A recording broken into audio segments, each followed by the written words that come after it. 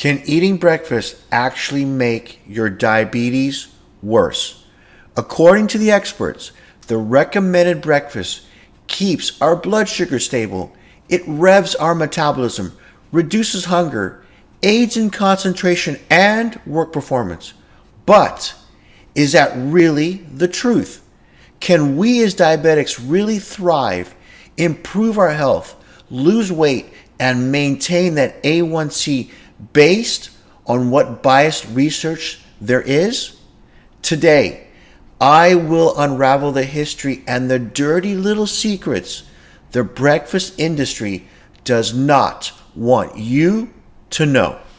Welcome to the Resilient Diabetic. This is the channel we turn ordinary, struggling diabetics into extraordinary, well-controlled diabetics.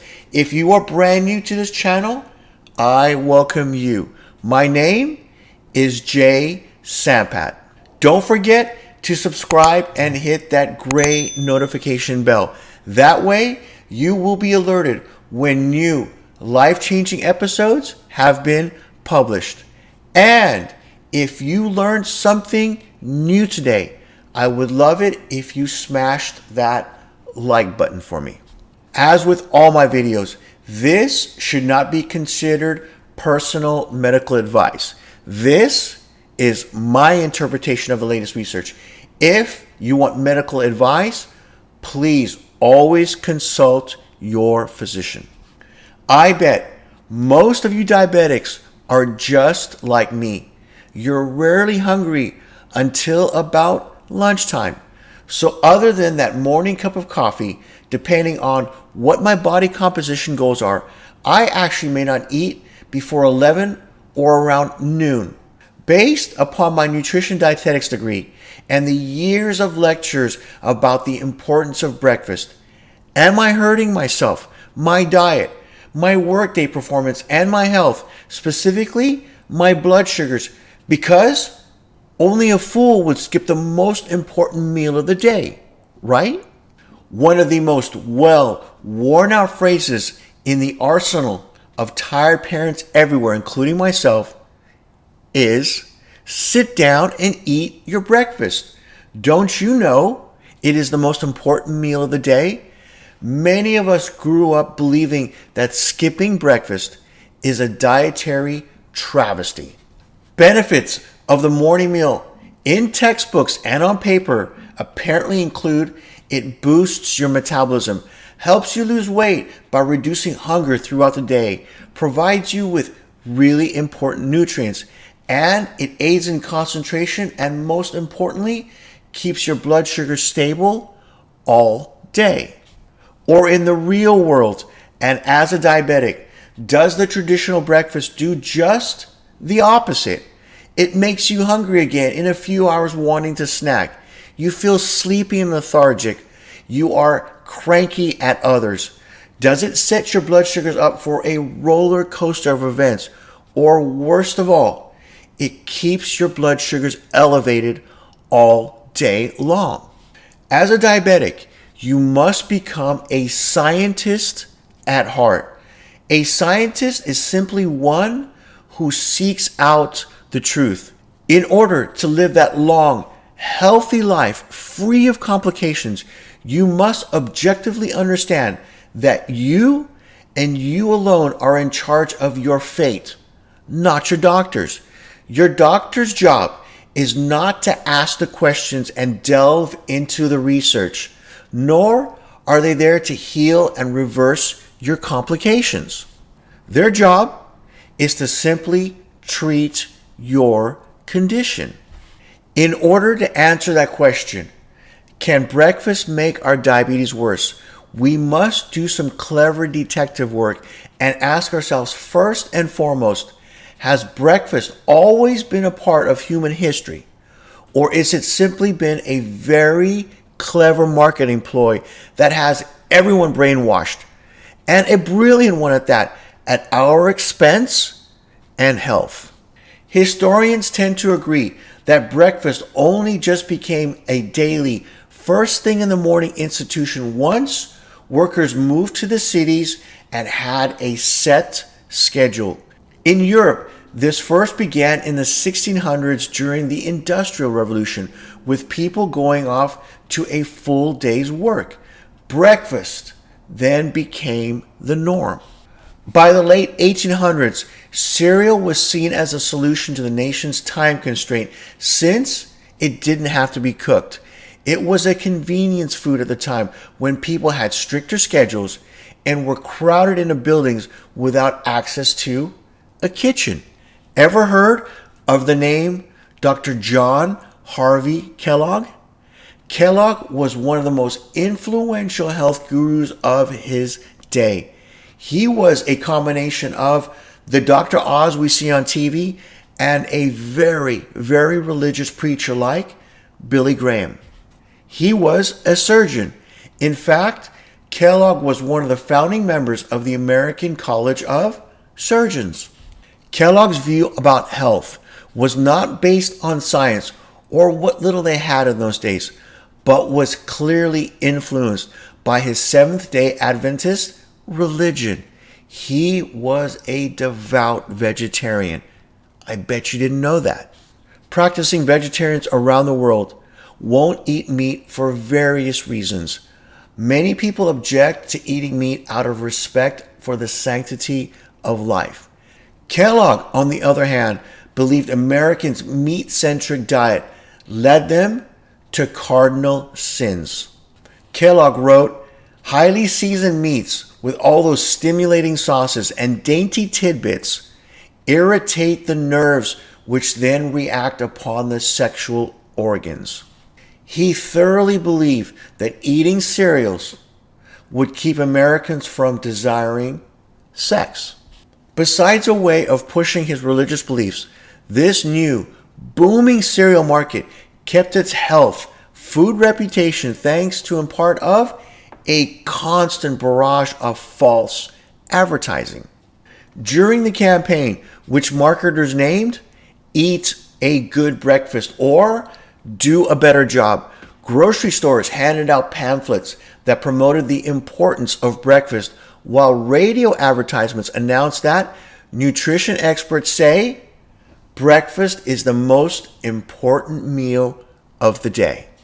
Cereal manufacturers like CW Post claimed that cereals cured everything from malaria to appendicitis.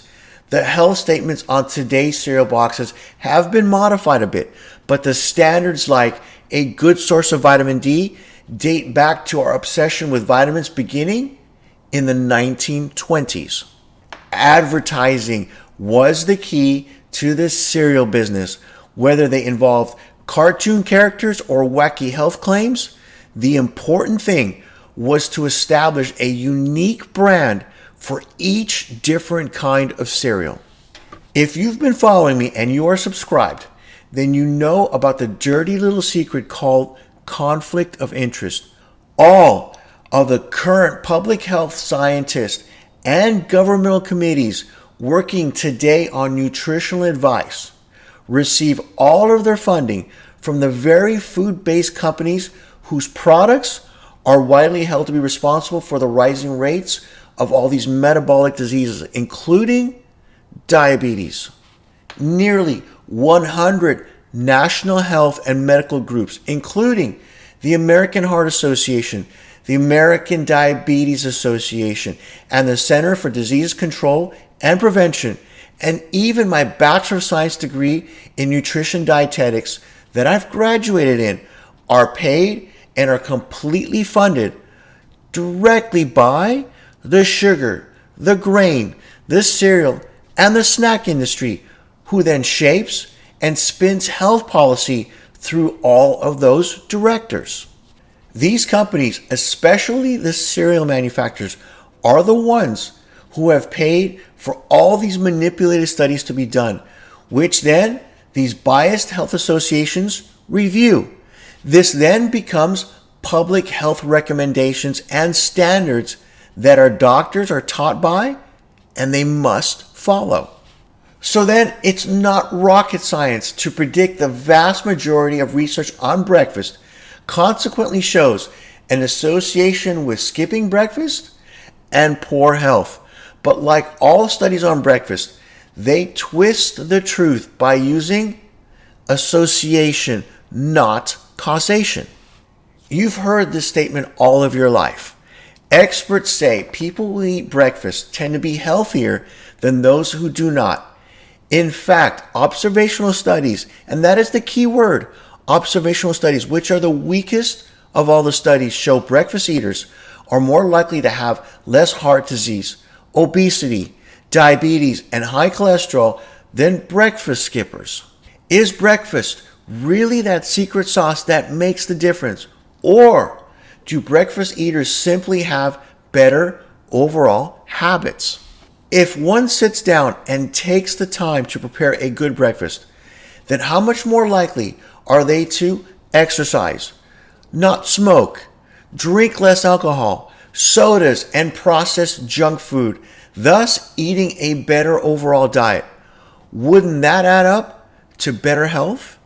Could it also simply be that breakfast skippers have been found to be less knowledgeable about nutrition and health?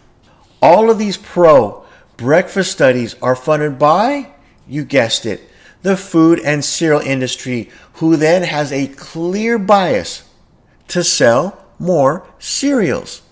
Kellogg's funded a highly cited article that found out that cereal for breakfast is associated with being thinner.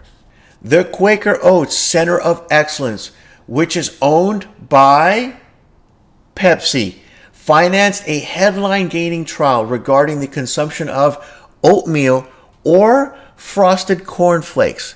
And what was the assessment? They found that the breakfast group lost more weight and experienced a decrease in cholesterol.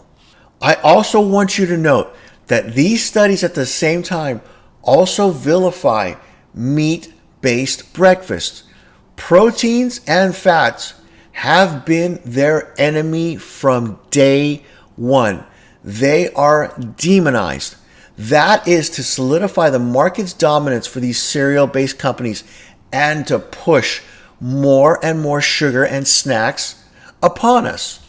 But let's talk about our children for a second, because this is where it all begins and unfortunately it ends. Right after vitamins were discovered, it didn't take long for the breakfast cereals to be fortified and then heralded as a source of every vitamin under the sun, making breakfast that much more important, according to advertisements of the time. It was also during that time that women were entering the workforce in droves during the war and needed something quick to feed the kids in the morning.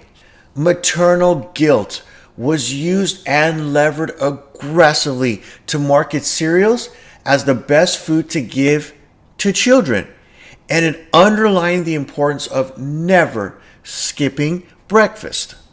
To further appeal to the kids themselves, brands, as you know, introduced a variety of mascots through their advertising heavily on watch TV cartoon shows, while slowly and quietly, at the same time, loaded their cereals with tons of sugar to get our kids hooked like junkies. And if you've seen brain scans, these sugar-loaded cereals will have an identical, if not a worse response than a crack addict getting a hit from drugs. And we wonder why this new generation is becoming diabetic so quickly. Remember, 1 in 3 here in the United States is pre-diabetic. Why are we feeding our kids this is far beyond me. It's criminal as far as I'm concerned. 1 can of soda has 7 teaspoons of sugar. 1 serving of your favorite kiddie cereal, like Frosted Flakes, has the exact same amount as in that can of soda, 7 teaspoons. Honey Smacks has almost twice as much, 11 teaspoons of sugar. Many studies who focus on children and argue that kids who eat breakfast are also thinner and healthier suffer from the same flaws that the research in adults do. What about the argument that children who eat breakfast perform and behave better in school? Systematic reviews often find this is the case. But And here's the big but. You have to consider that much of the research was looking at the impact of school breakfast programs. One of the reasons breakfast seems to improve children's learning and progress is that unfortunately, too many don't have enough to eat at home. Hunger affects 1 in 7 households here in the United States, or around 15 million children. Many of these children only get school lunches and not school breakfasts. It's not hard to imagine that children who are hungry will do better if they consume more calories. That is not the same as testing children who are already well nourished throughout the day and are then forced to eat an all sugar-based cereal. Clearly, you can see how one can manipulate these studies. Next, we have to ask ourselves, what do the unbiased studies say about breakfast? Published last year in the British Medical Journal, this meta-analysis is the overview of many studies put together. The results found a small difference in weight favoring participants who skipped breakfast. Yeah, that's right. This study found, despite the almost dogmatic belief that skipping breakfast makes people hungrier, thus are more likely to overeat. Breakfast skippers consumed an average of 260 fewer calories per day than the regular breakfast eaters and were on average 0.44 kilograms lighter. I know many doctors have been trained and are very comfortable with having their patients' blood sugars in the 150s or higher and still recommend the traditional high fiber cereal or oatmeal breakfast. What is the end result of this modern recommendation? You've heard me talk about the explosion of kidney dialysis centers. They are everywhere now, and it is one of the fastest growing, most profitable business models out there. And who do they cater to? It's us diabetics, and not the uncontrolled ones who just don't care, but those of us over time who maintain blood sugars even in the middle high ranges.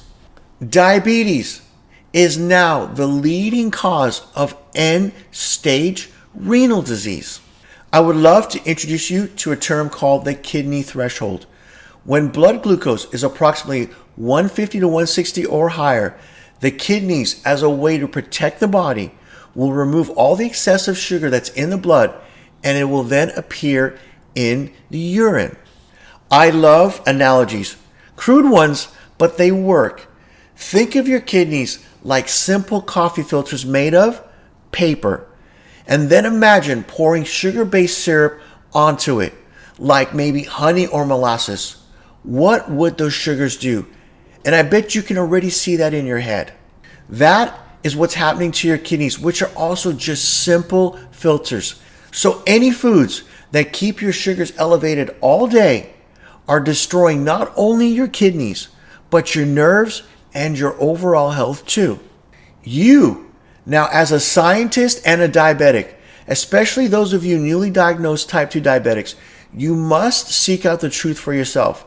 I would highly recommend that you get a continuous glucose monitor or a CMG from your doctor for a short period of time, like maybe a month or so. The Abbott Freestyle Libre is an entry-level device that is available for around $60 for 2 weeks with a free downloadable app along with an iPhone 7 or higher or an Android. It can make a direct communication with your sensor, negating the need for another reader or to carry another device. Once you've got your CMG, eat your recommended breakfast and objectively see how your body responds to it throughout the day. Are you swinging back and forth? Does your blood sugar spike over those desired ranges, or even worse, stay elevated all day?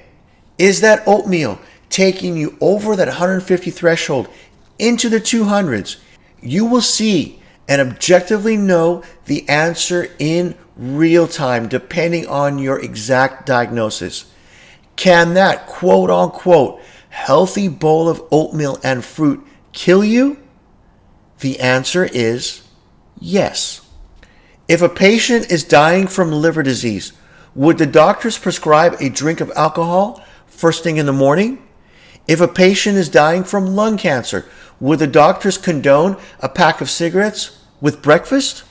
If a patient has diabetes, does giving a sugary breakfast, the very thing that is killing us, make any sense either? We've all been lied and manipulated to from day one. The bottom line and the unfortunate truth, you as a diabetic, you're on your own to seek out the truth. The right food choices will either heal and sustain your body or will over time break and destroy you.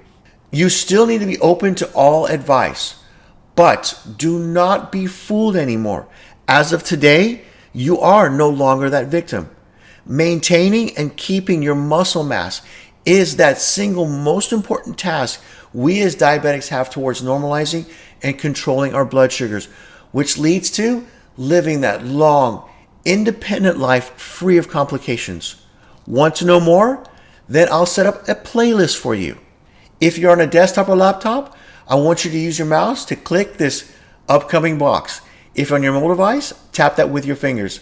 The first is the link to subscribe to this all-important channel. The second is the link to the playlist on your health. So, have a great and productive day, and we will see you soon with another new episode, which are generally released weekly. Bye for now.